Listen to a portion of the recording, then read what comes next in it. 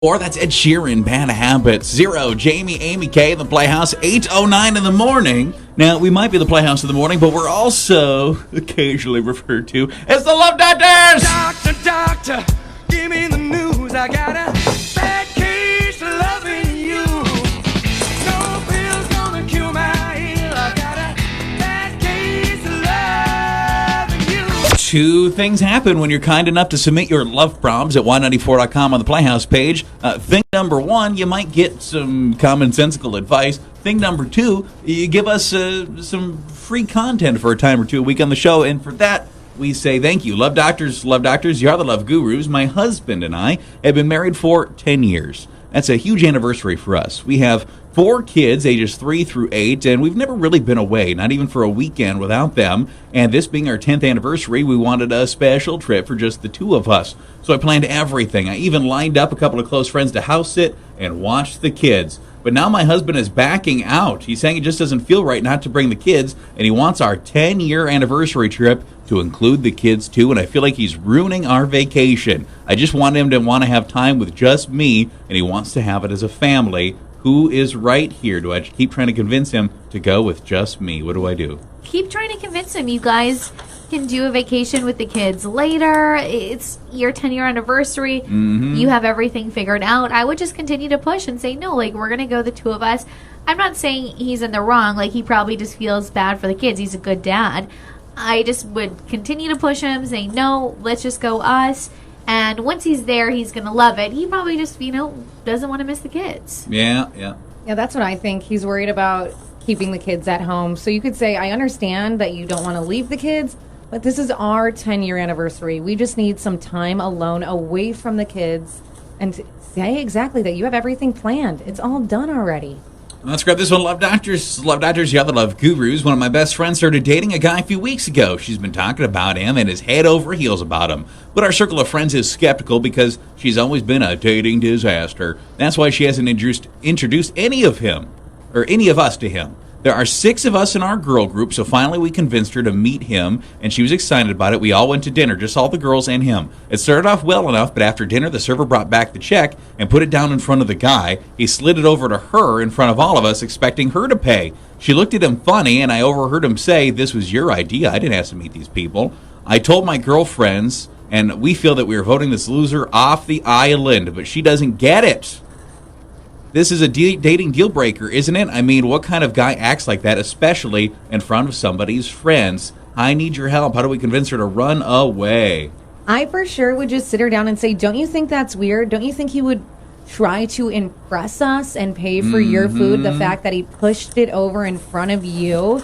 And while it was the girlfriend's idea, he should want to meet your friends. Ooh, I don't like that guy. Yeah, to verbalize it like that and to say, oh, well, this is your idea, these are your friends. It's so rude. I just stressed to her, like, hey, you don't want to be with a guy like this. You deserve better.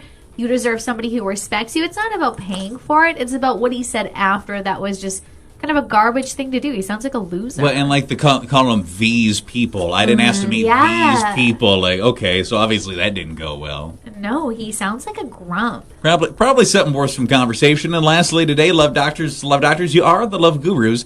I never ever thought I would ask for help from something like this, but I am curious what you guys think. I've been seeing a guy for 4 years. He's good to me, and I can see myself with him long term. We've even talked about getting married. Last night, he surprised me when I got home from work. Dinner was made. The house was beautiful, and he said he wanted the night to be special. And he had something he wanted to talk to me about. I was sure this was the night I've been waiting for. He was certainly about to propose. Then he told me he didn't know how to tell me this, but he was sad that it was going to probably upset me, but he knew he had to tell him. And then I started to tell me, and I started freaking out on the inside. What is he talking about? I thought he was breaking up with me.